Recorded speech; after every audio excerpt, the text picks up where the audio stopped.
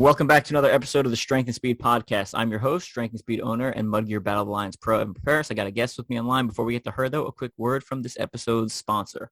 This episode is brought to you by Rock Tape. Rock Tape makes some great kinesthesiology tape. So you may have, after my last race, I hurt myself a little bit, so I threw some on my arm, and I swear this stuff is magic because my arm looked terrible, and within a week it was better. And I'm not going to say it was 100% because of the Rock Tape, but I feel like it definitely helped. And they've also had some great products. They've got rock sauce, which is essentially like icy hot, but it burns a lot hotter. So I really like that. And rock sauce ice, so they're a cold variant. And then they're essentially owned by Impulse, which does Trigger Point too. So kind of like all roll under the same brand. So I use their rollers to kind of roll out my muscles a lot. And the Rock Tape has one with like little teeth on it that I really like. I think it's really good. Rock Tape's really awesome for obstacle course racing, because they have an extra sticky variant. So, as we crawl in and out of the mud, the extra sticky variant will stay on better. It was actually designed, I think, for surfers. So to give you an idea of what kind of standard they're trying to uphold when they're making their tape. Yeah, so check them out, www.rocktape.com. I'm also certified as a taper through one of their courses, and we've got several people on the pro team also certified. So if you come to the Battle of the Lions event and want some tape, you can hit me or one of the other team members, or Volition Chiropractic, who's going to be at every Battle of the Lions run by Alexis Buford. Let's get to today's guest. Joining me, I have Alicia Kueker. Alicia, say hi. Hi. Hello. So Alicia is originally from St. Louis, Missouri, and moved out to San Francisco, which I did not know until this past weekend. I thought she was still in St. Louis. But growing up, played a lot of different sports, soccer, basketball, played basketball in college. And then after college, got into lifting and trying to focus on American Ninja Warrior. So she trained for that for a while, sent in a couple applications, never quite made it actually onto the show, but obviously improved her obstacle proficiency there, and then started doing Spartan and Tough Mudders in around 2016, 2017 time frame. Went to OCRWC in 2017 and had was always up there near the top. So our 2021 season finished 13th in the Spartan National Series. 10th at Asheville, which is a national series race. First place, Spartan LA Sprint, and 2 second-place finishes at Spartan Monterey. Third-place finish at Spartan Oracle at Park Stadium. And other than that, she's a hybrid fitness coach, certified personal trainer from NASM, and recently won the Valentine's Day Massacre, Hazelwood's OCR, which we're going to spend a lot of this episode talking about after we talk about her. So, Alicia, welcome. Thank you so much, Evan. Thanks for having me on. Yeah, sorry, I ran through the full bio there. Yeah, that's okay. So let's start off. This is an obstacle course racing focused podcast, so we like to take lessons from other sports and apply them to the world of obstacle course racing. So you've got a background in soccer and basketball. So tell me about any lessons that you've taken from soccer or basketball and then you've applied to your obstacle course racing career. For sure. So I kind of stopped playing soccer in high school. I would say in high school, I kind of switched the focus to basketball because I knew that I wanted to play basketball in college, and just got really serious about it, and then kind of dropped that second sport and put all my focus in on basketball. And honestly, when I got to college, I played at Southwestern Illinois for 2 years, so JUCO, and I tore my ACL. So I spent my whole first year on the sidelines, which was really, really tough for me. And then I eventually went to University of Illinois Springfield, where I actually did not play hardly at all. So my last 2 years, I sat the bench a lot, and I learned a lot from that side versus being on the court. So I would say my focus in college, junior, senior year, was just to focus on getting strong and just being the strongest athlete that I could be, because I wasn't going to play. And, I was the backup point guard, and there was just no way that I was ever going to start over her. And that was fine. So that, I think, taught me how to basically become an expert in what you're good at. And so, yeah, I was good at basketball, but I was great at lifting, and I was a very strong athlete. And I think that kind of translates to the OCR scene for me, because I'm not a great runner. And I mean, I'm trying to be, and it's taken years to become like an endurance athlete, going from a basketball athlete to trying to run a half marathon or a marathon. But basically just like becoming an expert in what you are, and what you're good at. And so for me, that was lifting. And I came back my senior year, and I came back stronger and fitter than I'd ever been. And like, of course, that didn't like land me a spot in the starting lineup, but it just kind of gave me a little edge into like working hard. And so I would say that would be kind of my lesson learned, like, you're not always going to be the best, and that's okay. Like, but you can contribute in other ways. And so for OCR, I'm never going to be the best runner, but I could be the best at obstacles. And so that's kind of where I take, my background, and like, I'm going to try to be the best obstacle athlete that I can be. And I hope that one day like that plays in my favor, which it has before, whenever it's like rained or when it's a super obstacle heavy, race. And so, yeah, I think that's my, one lesson learned, going from like playing a lot to sitting the bench to like, okay, what can I do next? And so, yeah, that's kind of where I'm at with that. Yeah. And a lot of good input there. Were you someone who, like, as you were growing up through high school, was that like the athlete? Was that a large part of your identity? Was that like who you saw yourself as in high school? Yeah, for sure. I always. Yeah. My follow-up question, because I think, especially like high school or college, people like get injured, or like in your case, you essentially got benched because there's someone better than you. Yep. Like psychologically, how did you, and I think you kind of answered it already, but like any other like coping mechanisms, or like, how did you like process that psychologically, where essentially it's kind of like eating at part of your identity? Mm-hmm. Yeah, I really didn't process it well, because here I am like 19, 20 years old, and you think like you're the best, like you've come and like you've done all these things, and then you get somewhere bigger at a bigger platform and you are not the best anymore. And so I would say as a young adult, I didn't really take it very well. And so as I got older into like my senior year, I was like, it's just more of like accepting that and finding, well, what else can I be good at? Like, I'm not going to score the most points or like have the most assists, but maybe I could deadlift the most. And that meant something to me as like a competitor. So yeah, I just coped in a way of like, maybe one year I was probably bitter about it, to be honest. But just a little growing up, and then just accepting and realizing like, it's okay to not be the best. But maybe I'm going to find something else to like shine, and like, I'm going to shine in the weight room maybe. So. Yeah. I think, I think it's okay to be a little bitter about it. It shows it's important to you, right? If you were like, who cares? And you brush it off immediately, like, maybe it wasn't that big of a deal to begin with. So. Right. Yeah.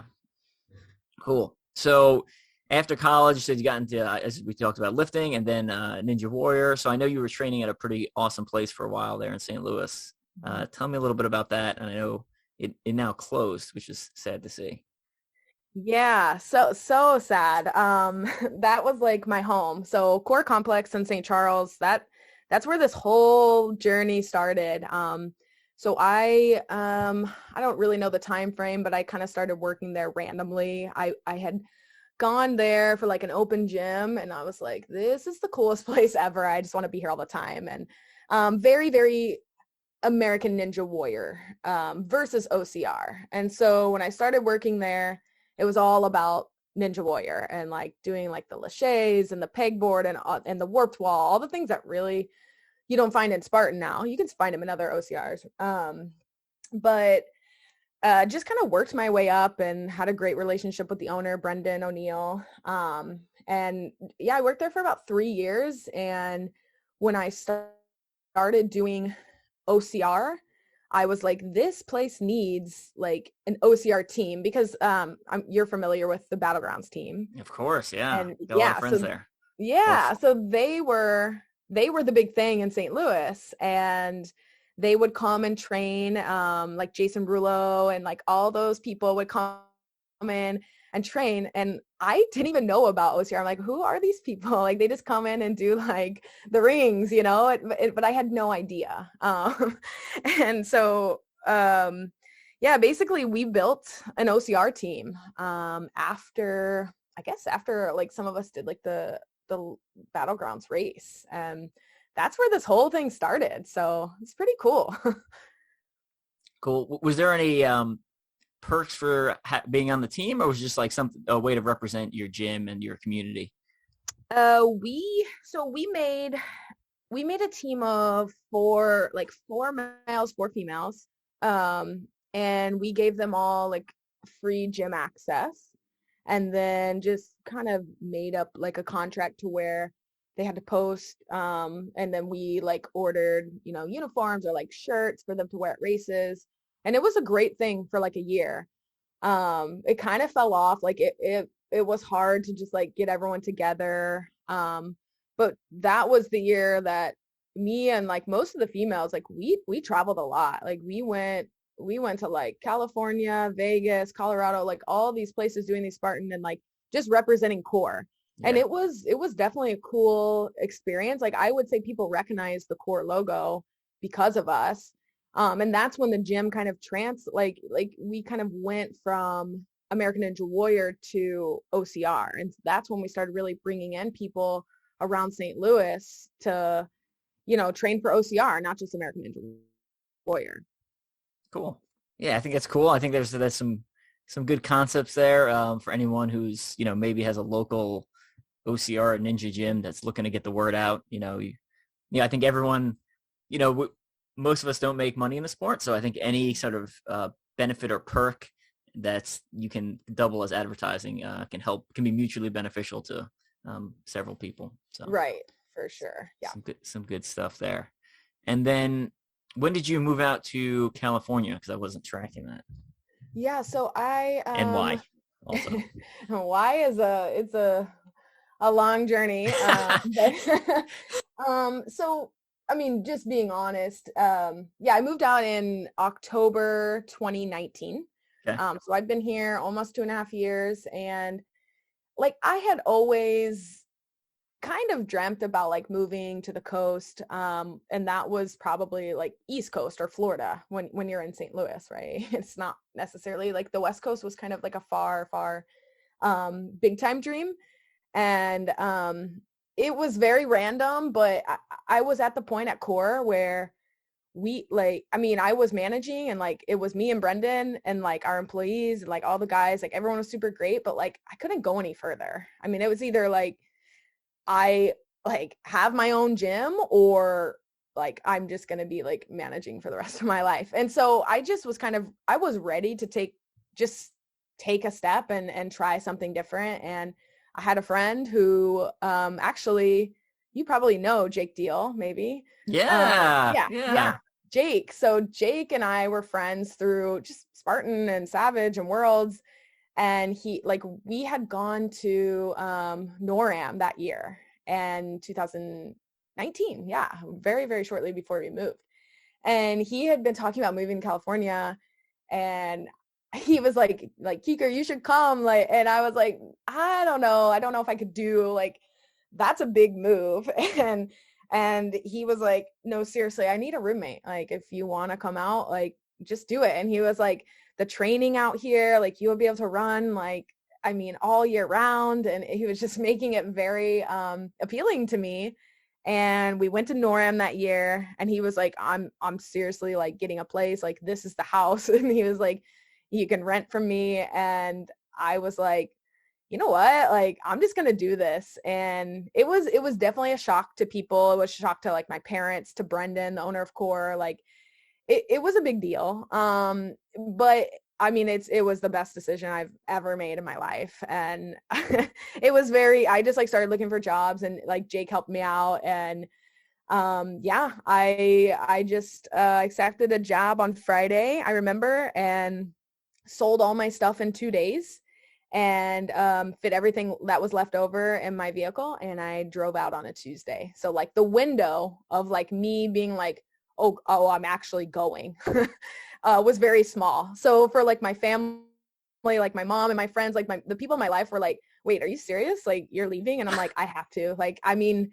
if I wouldn't have done it then, I mean, I never would have moved. So it was just like a good opportunity. And like, and to be honest, like thinking back, like I didn't even really know Jake. Like we were just like, we were just like bros, and like we would like text about training, and like I would stay at his house, like if he was down, like if I was down in Atlanta, because he was in Atlanta at the time.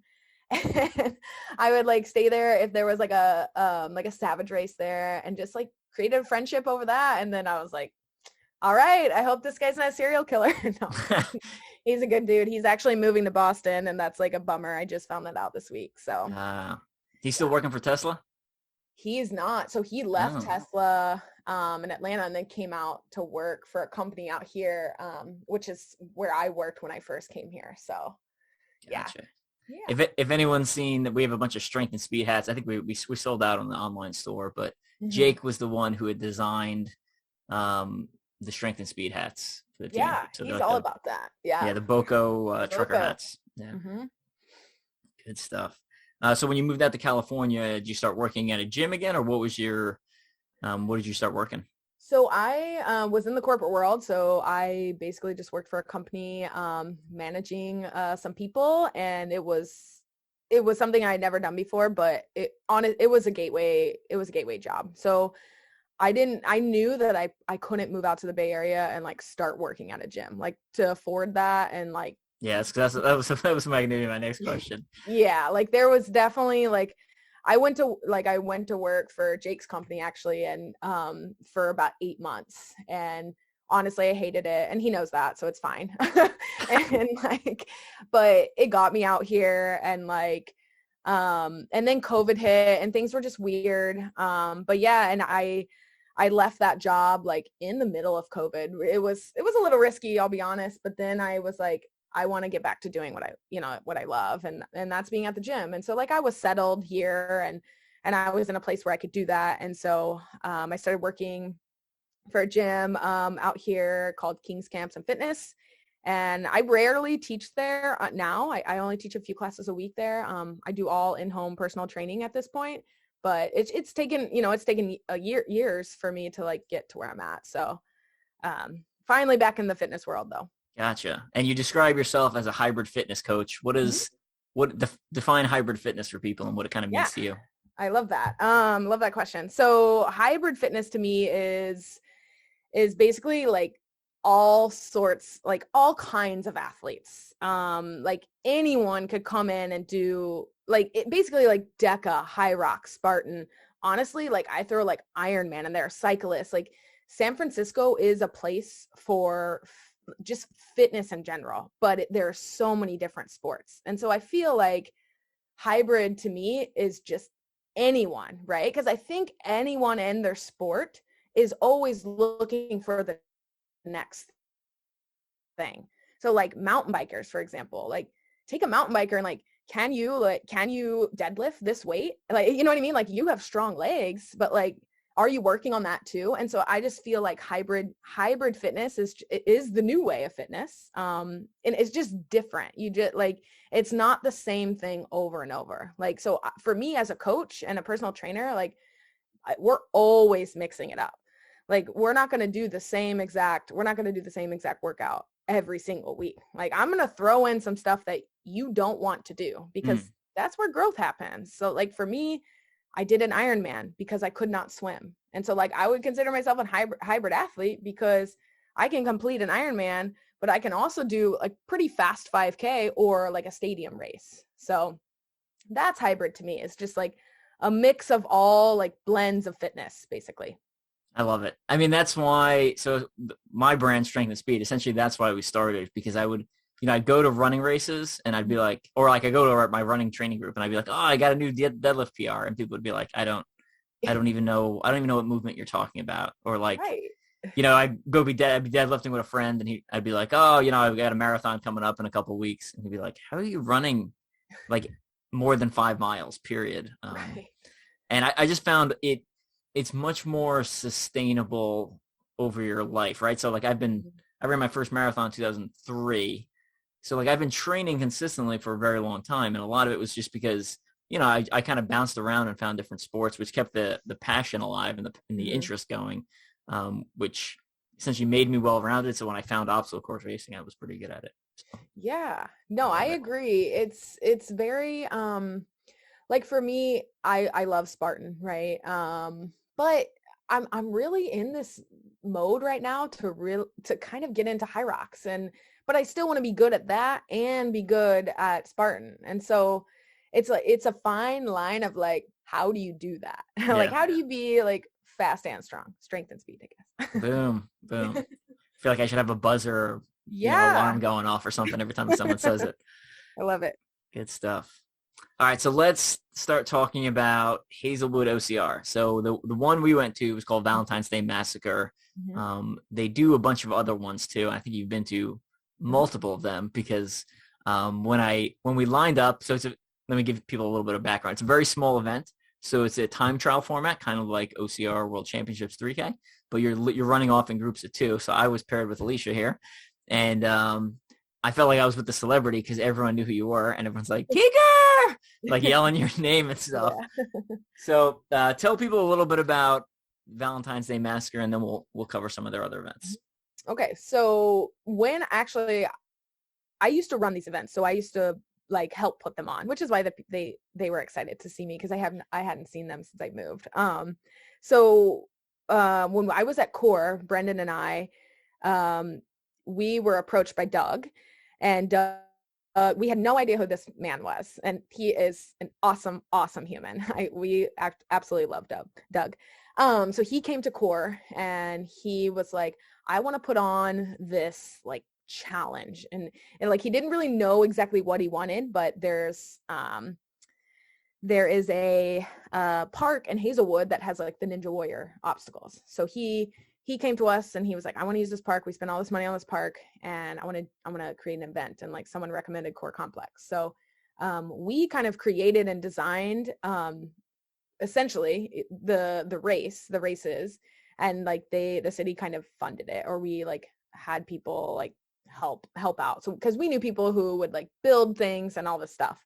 So that's kind of how that started. So we did like a very, very small race at first. And then it's actually a funny story how the Valentine's Day Massacre came about. And so we did this race called the Tringy, again, a very small race. I think you go out by one person each.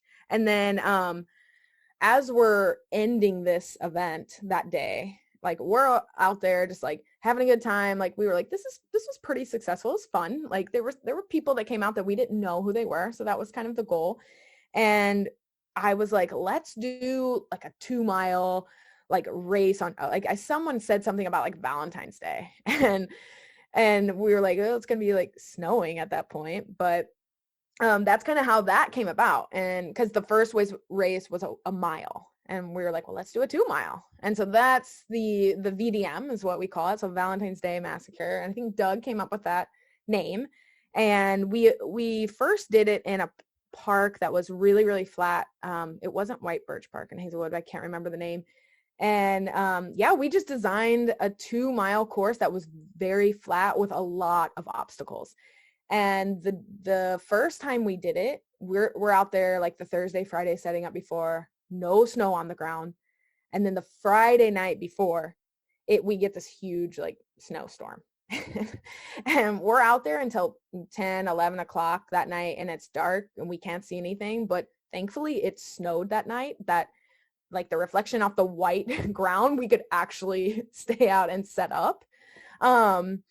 So that's kind of the VDM was that first year was this flat, very, very snowy 2-mile obstacle course with like some pretty hard stuff. And then everything was we did like burpee penalties for everything because you really have a mix of the Ninja Warriors who are probably going to do all the obstacles. You have a mix of like just a random like athletes that show up, or maybe even some runners. And so there were things that like they probably couldn't do. We had a lot of heavy carries because that was easy to set up as like basically a company that like we couldn't like fund everything. So yeah, everyone really just kind of came together and just created this really neat local race that, you know, you just had people from like all over, I would say like St. Louis. And we were trying to pull in people like the Nick Rikers and the Brents and the Lucases and all the people that like we knew that would, you know, maybe kind of make the drive. And then they did. And like, I would say the first one we had, even though it did snow, I want to say like 6 inches or something, or like that first time, I would say it was successful. And it was just like a fun, and then it just became this like snowy winter race. And then I think they've been doing it ever since. So that was 3 years ago that we started doing that. But yeah, super, super awesome race for sure. Yeah, I love it. It's, you know, and what I love is just such a, you know, again, small group of people putting on, but it comes out so good because, you know, you don't have to worry about obstacle throughput because you were releasing them 2 at a time. Yep. And there were so many obstacles. Yeah, I know when a course is obstacle dense because I don't look at my watch, and I didn't look at my watch once Really? during the race because I'm running or staring at the next obstacle, like thinking about how I'm going to do it. So I didn't check my watch. Yeah, it was just so much fun. I've been meaning to get out there for a couple of years, and I just it hasn't lined up. And actually, this year wasn't particularly good either.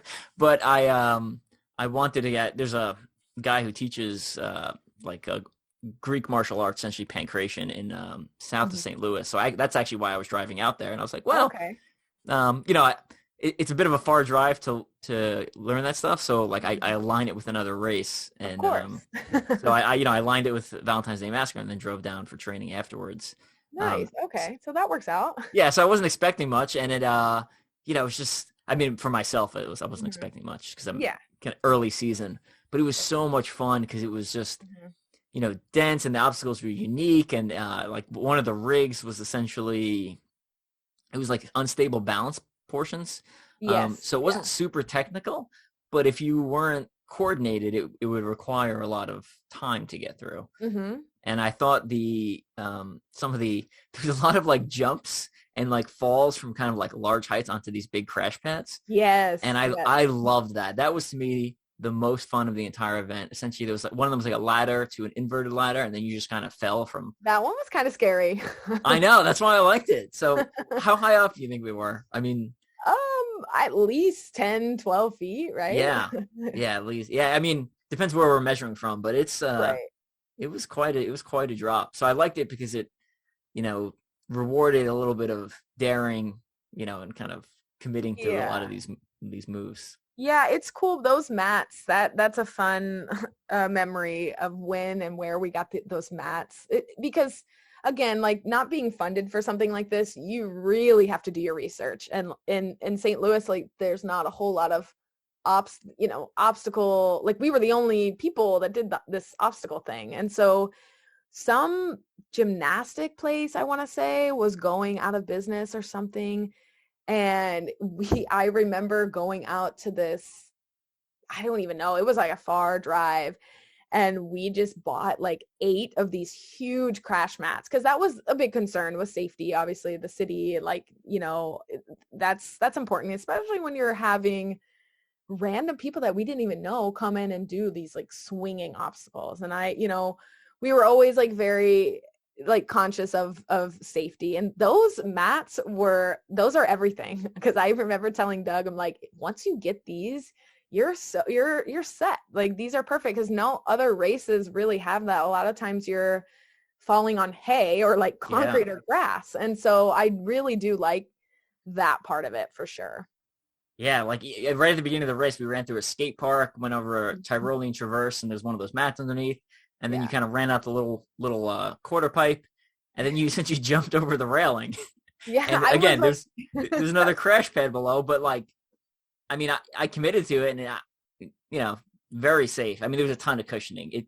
I think you could cut that mat into probably a quarter, and you'd still have cushioning. Yeah, the one year we used the pool, and I want to say because we couldn't put the mats in the pool because we wouldn't be able to get them back out. So those things are heavy. But I think we did like a rope climb up the pool, and that was really cool. So we did a really good job, or they do a really good job of using the skate park. And then there's the pool area that you can I think one year we had people go down the slide. Yeah. Not with water, but I think just like regular, like running down it or sliding No, down it? so I think I had Chris Balvin or may have been Jason Rule on my podcast after that event. So Oh you guys yeah. went down the slide and then you had to walk up essentially the lazy river, which did not look very lazy. Oh yeah, we turned the jets all the way on and made people like walk against. That was really cool. Like who does that? Like And I can't it remember. was either Chris or Jason was like, dude, that obliterated my legs because it's like, heavy. Essentially, it's heavy strength work Yeah. because you're going against all this resistance, and then you start your running. So it was like, yeah, it's just a Yeah. drain on the legs. They've done a good job of like getting more rigs out there. Because he's gotten like a decent amount of rig setups that we did not have when I was there helping. So super, super fun. Everyone likes going to races that they can like test their obstacle, like, like if they're preparing for worlds or preparing for like something that's a little more obstacle dense, like definitely a good place to like test that out. Yeah. So give me some of your other favorite obstacles from Valentine's Day Massacre. Okay. So you know what actually was really difficult? I don't know what they called this one, but on the back half where you had to carry that 45-pound like Atlas ball and it had a Oh, rope attached to it. And yeah. then you had So to push it through those tunnels. yeah, so it looks like a cartoon bomb. So it's a Atlas stone with Yes. a thick rope, kind of like a Force 5 rope sticking out of the top. That's only like Hmm. maybe, I don't know, 8 inches long. Yeah. Okay, go ahead. Yeah. No, yeah. I mean, I when I picked it up, I was like, should I carry it by the rope or should I just carry it as an Atlas stone, But then you had to carry it and then go under was it 6 tunnels? Yeah. And like there was not a whole lot of room there. And so I just threw it in the tunnel so as far as I could and then just crawled and then I don't even know. Like I did not have a good strategy for that one. So that came out of nowhere and I was thinking as I was doing it like this really sucks, but this is super cool because it was really hard and I had never done anything like that. So definitely like that one. I'm going to interject real quick. So apparently Brent was doing the same thing, throwing it through, Yeah. except he threw it through and it came out the other side and then rolled down the hill into the Yeah. woods. So he had to go get it. Yeah. So yeah, I gotta be heard about careful. that too. That one was good. Just because it's different. Like you had no idea, like how do you prepare for that? And then the rig that the Baumgarten family made under the like in the pool area was Yeah. probably my favorite. That was really cool. And like Jeff, I mean, he's what 13. I don't know if that's the correct age, but I mean this kid has literally been on American Ninja Warrior Junior and like he was a celebrity at core. He is like an amazing athlete as like this young child.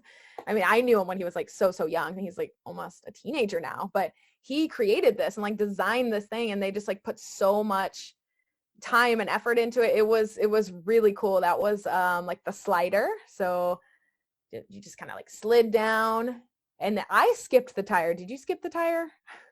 I don't even remember. I'm having trouble. Like I remember going through that part. I don't remember the specific. I just remember it was a lot of random holds. Yeah, Um, for sure. so I'm not sure. Not sure. That was a good one. I think they said that was like 50 feet long, rig. Really? So, 30 or 50. I could be wrong. But that one, yeah, I enjoyed just random. Like I didn't think I was going to be able to get through it. And then I was able to. So that was fun. what was surprisingly hard was the it's like I call it a hockey puck hit. So it's essentially a sledgehammer and you hit the tire down and back.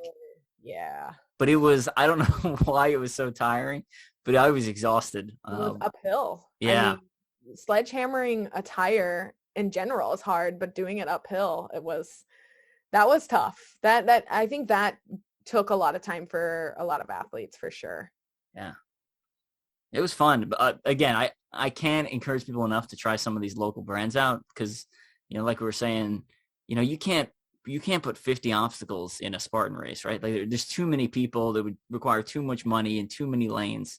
But if you're doing time trial format and you can throw 50 obstacles in there and with a essentially small brand, there's no bureaucracy, right? So you can do whatever you want. That is So, true.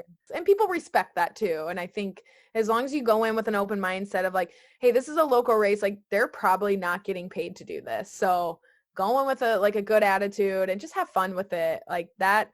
Yeah. Local races are super fun. Unfortunately, there's not a whole lot out here, but I feel like Midwest has some good local races. yeah, I was going to say, you moved to California where it's essentially like Spartan, Tough Mudder. That was the plan. Yeah. Basically it. That's basically it. Yeah. So good stuff. And now tell people about the podium ceremony, because that was funny. Oh man. So Doug tells us, what was it, the night before I saw him, I believe. He was like, you just wait till the podium ceremony. And I'm like, what do you mean? He's like, well, we've got something. I don't know if it's gonna work or not. And I was like, okay. And so basically he takes us behind the curtain and there's a forklift there. And he's like, you know how to operate this? I'm like, no, I do not. So they're like teaching me how to, it's easy. It's just one button, but I'm like overthinking it. And we came out of from below, and then we like raised ourselves on this forklift all the way up, as Brent decides to drink his beer from the shoe that he raced in. So that definitely needs to be said. Yeah, it was a great podium ceremony. I thought it was really funny. People were going nuts. If anyone wants to read like a full review of Hazelwood's Valentine's Day Massacre, head over to OCR Buddy. I wrote a kind of a post-race review on there. It's got a bunch of pictures from different obstacles. It's got a, like a lot of races, they had a fire jump as the final obstacle. And what was funny was that people were using the obstacle as like a warming pit. Essentially when people weren't racing, so everyone's standing around the fire, staying warm. It's got a picture of some of those crash pads, and it's got a picture of, I think I put the link to the Mud Gear Battle Alliance pro team Instagram page. I do. And you can see the actual, the lift raise up and Brent standing there drinking out of his shoe. So, you tracking when their next event is, Hazelwood? Usually they do it, I want to say like September, October, the Turengi. So the Turengi is that 1 mile. I don't know the exact date, but one person at a time though. So time trial. And I want to say it's just as many obstacles, but in a shorter distance. Yeah. So Doug said it's 1.5 miles and 50 obstacles. So this one was about a little under 3 and 50 obstacles. Yeah. So if you like obstacles, I mean, it's worth coming out to. Yeah. And sure. The local feel, I really enjoy local events. I just think they're just a good feeling around them. So, and I think this was a really good example of anyone who's like, oh, we need a race in my area, but there aren't many. It shows you a good like model that you can use to maybe bring back to your own area and do a similar type of local event, where you don't need a 16-lane brig and et cetera. Yeah. So what else do you have? Any final thoughts on Valentine's Day Massacre in Hazelwood? No, just, I mean, basically the fact that everyone comes together, core was a big part of that, but also we brought in so many people from the city of Hazelwood and like all the volunteers and just, I don't know if they were employees of the city, but just the vibe of everyone coming together and like, you have people out there that have no idea what OCR is and they're out there in 20-degree weather cheering you on. That's pretty cool. And so I just think a lot of respect for like the city of Hazelwood and just everyone involved, because that is not easy. Like that takes a lot of time. I mean, months and months of planning. And then that they're up pretty much all night the night before and they're super early the day of the race. It's just a lot of work that goes into it. And they truly just do it like for the love of the sport. And that's really what's cool about it. Yeah, absolutely. And, the event was really small, but when I showed up, I was like, why are so many good people here?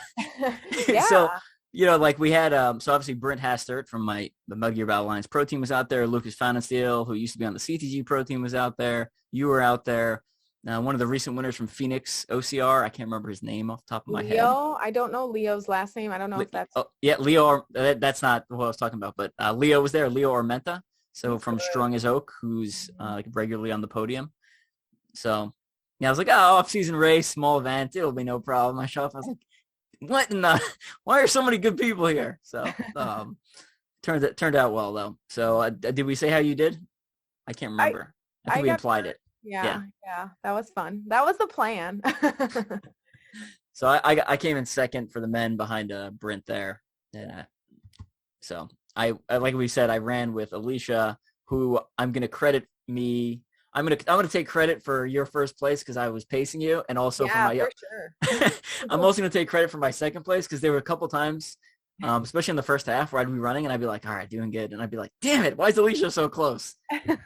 So I was excited that you were basically pacing me. Yes, because I use that as like, if I can stick with Evan, like there should be no problem, but.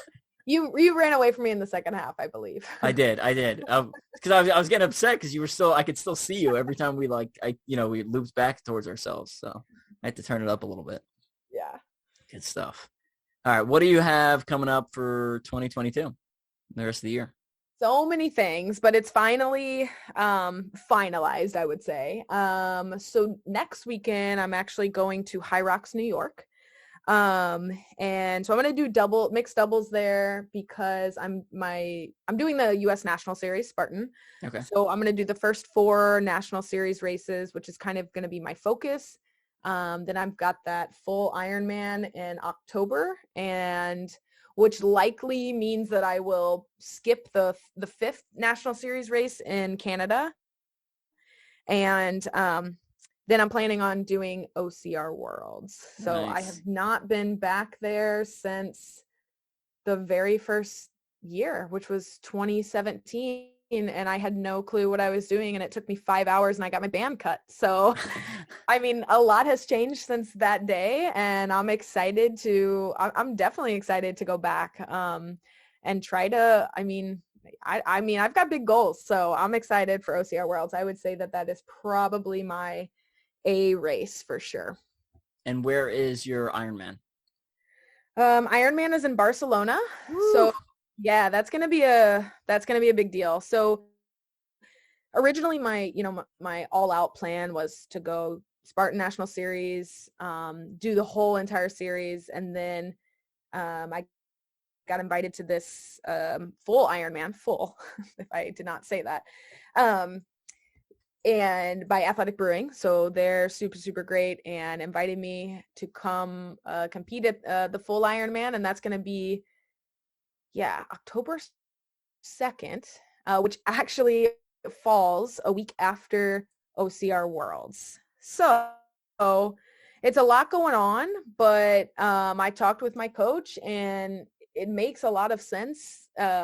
I'm going to be the fittest and probably the lightest, and I mean, probably the best shape I've ever been in after the Ironman training block. And so up until that point, a week before the Ironman, like he's like, well, what's one more race? Like, and I kind of like sat down and thought about it. And I'm like, other than the logistics and traveling and having to like ship my bike internationally and like get from California to New York and then Spain, it's a lot, but I think that's the best. I think that's the best way to do it this year. So that's the plan. Cool. Are you spending any vacation time in Spain afterwards? You're coming in basically for the race and heading out. Definitely planning on. Yeah, I'd like to spend a few weeks over there. Definitely. Like that's why I won't be doing the Blue Mountain Spartan, which is October 22nd, because I'm probably gonna definitely do some traveling. I'd like to hit up like London, Paris, all that kind of stuff. I've never been to that area of the world, and this is a great opportunity. So that's what we're going for. Yeah, I love traveling around Europe. Yeah. Highly recommended. Okay. Yeah. Highly recommended. So I've been to one city in Spain, Rota, Spain. Okay. Not very exciting. It's a military layover, so not super exciting there. But I've been to Paris and London and around France and Germany and England. So. And you recommend all of them? Yeah. Oh yeah. I like history stuff. So like Mhm. anytime I can go to a place where some historical event happened, I think that's really cool. Yeah. And my wife is more of a food person, so she likes, sampling all the French food and Yeah. stuff like that. The food in England's not very good, but I or like did. English food is not good, I should say. There Yeah. are like we went to Thai and Indian places and stuff in Mhm. England that was good, but yeah, it's cool, super cool. And also like I love America and I'm definitely gonna stay here for the majority of my life, but it's cool to be in a part of the world where the history goes back a little bit further, right? Because Yeah. everything here is 1776 or later, essentially. Right. Yeah, I agree with So, that. yeah, good stuff. Yeah. Cool. So we're gonna start wrapping it up. Before we get going, though, tell us something people would be surprised to know about you. Ooh. Yeah, this is a good place to put this, I would say. I'm actually I'll go like a little nutrition here. So I'm actually vegetarian. So a lot of people don't know that. All right. And I am completely sober. So that's a cool thing. So the thing about me is when I first started Spartan racing, I really did it for like the free beer. And I was a pretty big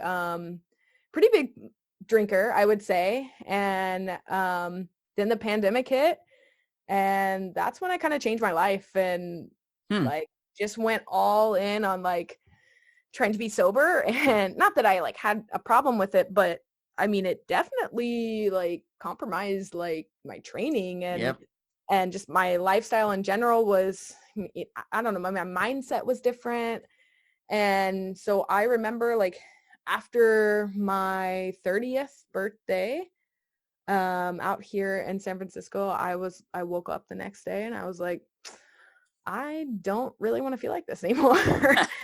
and and yeah, like I'm a social person. I like to go out and I like to do all that stuff. So for me, I was like, I'm gonna take 30 days and I'm gonna try to not drink for 30 days. And that was I I thought that was going to be really hard for me. And so I did that. And after the 30 days, I was like, that was really easy. And I saved a lot of money. Yeah, that's what I was about to So say. Yeah.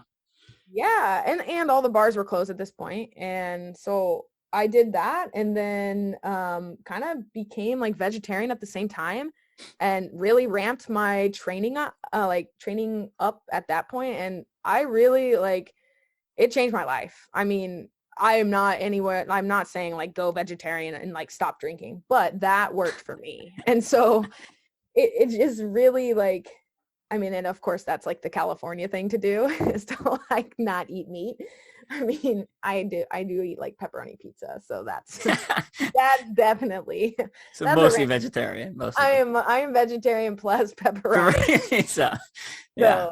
So yeah, I would say just it kind of changed my life. And then I got on board with athletic brewing and it's just, I mean, you hear about that but like that really is a true story for me. And it just kind of put things in perspective of what I want for my life. And, now as a 31-year-old, I just see things a little different and I'm able to like say no to things that I probably wouldn't, 2 years ago. And I like it that way. So that's where I'm at. Yeah, no, much respect. And I agree. I stopped drinking 2014. And again, it wasn't like I didn't have a drinking problem or anything. It was just like, well, my main goal is to race and race at like the highest possible level I can get to. Mm-hmm. And drinking, having one drink may not hurt, but it's not going to help. So I just Yeah. basically just stopped. And Yeah. again, I'm a big saves a lot of Spartan. money, prevents, allows you to wake up and train any Yeah. day of the week, essentially, when you want to. Mhm. And what about, so real quick, another follow-up question for vegetarians. So I think a lot of people who considering going that option or maybe have gone that option, are concerned about not enough protein intake. So, what do you do for protein besides pepperoni pizza? Right, which is like the worst source. It's like it's all last fat. night. It's all fat and greasy. Yeah, I don't think there's any protein in there. Um, that's a great question, but that's why I wanted to kind of touch on it. And again, I'm not one of those people that are like saying that you have to be vegetarian. I just feel better as like an athlete, and like I'm a little leaner and all that kind of stuff, and it just works for me. So I'm about, I would say like 135 pounds. So I want to try to get, 135 grams of protein in a day. And that is very, very tough, even with like eating meat, I think. So for me, I do about at least two scoops of protein a day, whether that's like in my oatmeal or after like a workout or run, I'll just do protein and water. Sometimes I'll just throw another half scoop in there. So it's like a scoop and a half. And then maybe for breakfast that day, I already had the full scoop of protein in my oatmeal. So like there's already 2 scoops or 2.5 scoops. That gets really annoying because like I mean, no one wants to drink protein shakes all day. Like they don't. But I do eat a lot of like chickpeas and lentils and all that kind of stuff. But yeah, it's a struggle. I'll be honest. It's really hard to get in it, get in 135 grams of protein out of like chickpeas and protein powder. But I just, I try to do, another good little trick is I eat, a lot of yogurt, a lot of Greek yogurt. You can find some Greek yogurt that has like 17 grams of protein in it. And then if you put a whole entire scoop of, 20, like good quality protein that has like 25 grams of protein in with that, and maybe like a scoop of peanut butter, you can eat like, that's a meal with 50 grams right there. So if I do that plus the oatmeal and the scoop, and like a little chickpea here and there, that's pretty much my diet right there, plus a ton of veggies. Good stuff. Yeah, I think some great advice there. And I highly recommend back when I was doing more lifting oriented, I used to put like protein scoops and like all sorts of stuff. Like you said, oatmeal. I've done, I used to put chocolate protein in black coffee, like cold black coffee. Yeah, so good. It's a little mocha. Yeah, and it was good. Yeah. Another good trick is I'll get an unflavored. I always have like tons of protein on hand, but I do like a bin or case or whatever of unflavored. And so I'll put the unflavored in my coffee, and it doesn't even change the consistency. Like I won't do a full scoop because that might, but just a little bit. And so if you do unflavored you could put that literally in anything. Maybe you could put it in cereal if you really wanted to. Yeah. And it doesn't change anything. So unflavored is a good way to hide it in a lot of foods. Yeah. Agree with that. There's Hammer Nutrition makes an unflavored whey protein that has like the ingredient list is whey protein, period. Yeah. Okay. Like there's like literally nothing. It's just like whey protein, period. You're like, oh, yeah. Okay. So that's what you want to look for. You want to look for the smallest ingredient list on those protein bottles. Yeah. And it's another one. This one's from probably again from the bodybuilding world that it's going to gross most people out, but it's actually not bad depending on the cereal you use.